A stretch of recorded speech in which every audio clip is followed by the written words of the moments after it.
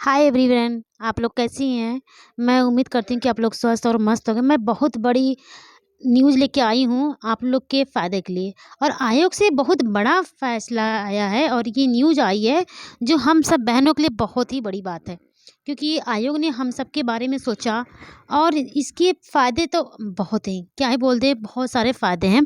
पहला फ़ायदा तो ये है कि हम लोग जो बहन लोग जाते थे डीवी के लिए, डीवी के लिए जाना पड़ता था एक शहर से दूसरे शहर तक।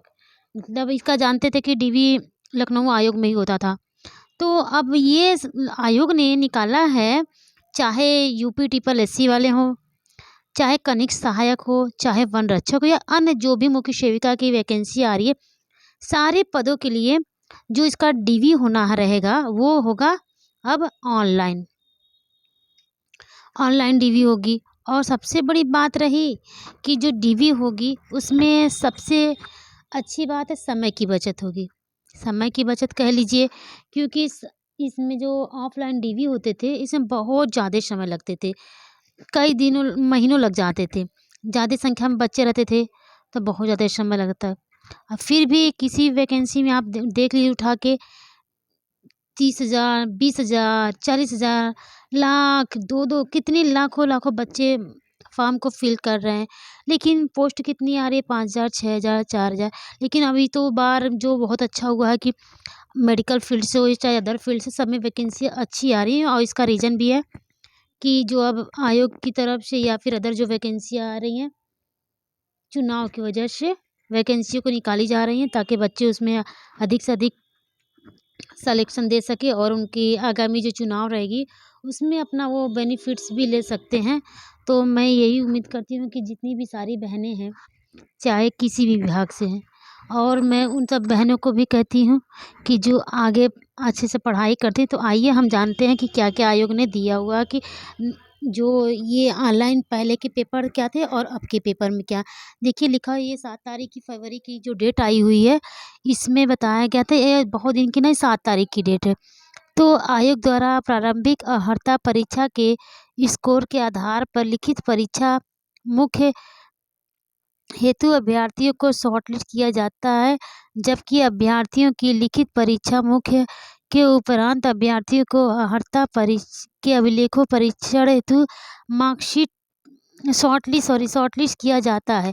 और ये होता है जैसा लिखा हुआ है कि ये ऑफ़लाइन आपको अभिलेख को सारे फ़ोटोकॉपी लेके शॉर्टलिस्ट अभ्यर्थी जितने भी अभ्यर्थी शॉर्टलिस्ट होते थे उनको शॉर्टलिस्ट करके फिर उनको डेट वाइज़ डेट दिया जाता था और उस डेट के अकॉर्डिंग ही उनको बुलाया जाता था। और सारी इसमें बहुत ज़्यादा टाइम लगता था, सारी बहनों को खर्च भी बहुत था और ये था बात कि एक बहन के साथ एक अटेंडेंट को भी चाहिए रहता था। सॉरी, जो गार्जियन होते हैं, गार्जियन को भी चाहिए रहता कि साथ में हो जाए, क्योंकि भाई लड़कियों की बात होती तो उनकी सुरक्षा भी परिवार के ही हाथ में होती है, तो उनके साथ वो लोग खुद जाते थे।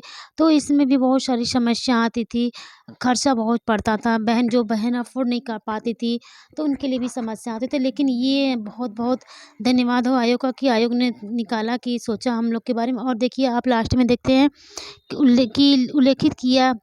उल्लेखित है कि विभिन्न विज्ञापनों के अंतर्गत विज्ञापित पदों के सापेक्ष अर्हता अभिलेख परीक्षण के लिए शॉर्टलिस्ट अभ्यर्थियों के आवेदित पद हेतु निर्धारित अर्हता एवं आरक्षण आदि से संबंधित प्रमाण पत्र अभिलेख ऑनलाइन प्राप्त करने हेतु आयोग द्वारा एनआईसी के माध्यम से, मतलब देख लीजिए आपकी अब क्या होगा, ऑनलाइन सारे जो भी डॉक्यूमेंट्स होंगे आप यूपीटीपीएससी की आयोग की जो साइट रहेगी उसी पे अपलोड करने के लिए दिया जाएगा और घर बैठे आप अपने सारे डॉक्यूमेंट्स जो आपने लगाए हैं, जो जो डॉक्यूमेंट्स आयोग मांगती है डीवी के समय, उसको अपलोड करना पड़ेगा और आपको सारे डीवी की जांच, जो डॉक्यूमेंट्स की जांच भी होंगी वो ऑनलाइन होंगे। उसके बाद इसमें टाइम के साथ साथ बहुत सारे बचत होते हैं। टाइम कम समय में अब अधिक से अधिक जो वैकेंसी अगर बहुत लंबे समय तक इंतज़ार करना पड़ता है फुलफ़िल करने के लिए, अब उतना समय नहीं मिलेगा लगेगा और कम से कम समय में सारी वैकेंसियों को पूरा किया जा सकता है। तो ये बहुत अच्छी बात है कि आयोग ने ये निर्णय लिया और ये साइट बनाई ताकि सारी बहनों का कम समय में, चाहे भाई चाहे बहनों का बहुत लंबा इंतज़ार करता है। एक वैकेंसी के लिए 3-3 4-4 साल इंतज़ार करना पड़ता जाता था।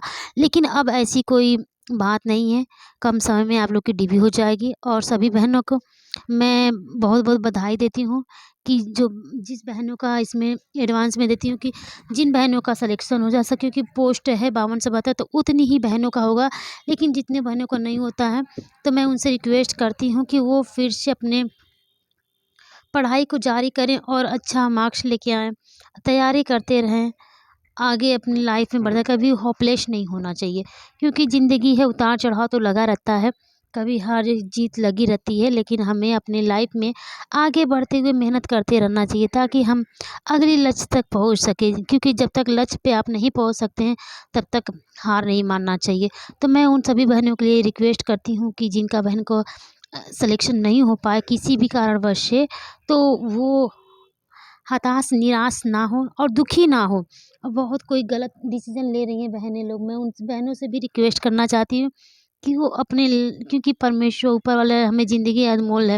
इस ज़िंदगी की जो कदर करनी चाहिए और हमें अपने जीवन में आगे बढ़ते रहना चाहिए।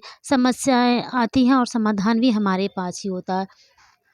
तो धैर्य से समस्या का समाधान करते हुए अपना ख़्याल रखिए। Take care, bye bye and thank you. मेरे चैनल को लाइक, सब्सक्राइब एंड शेयर।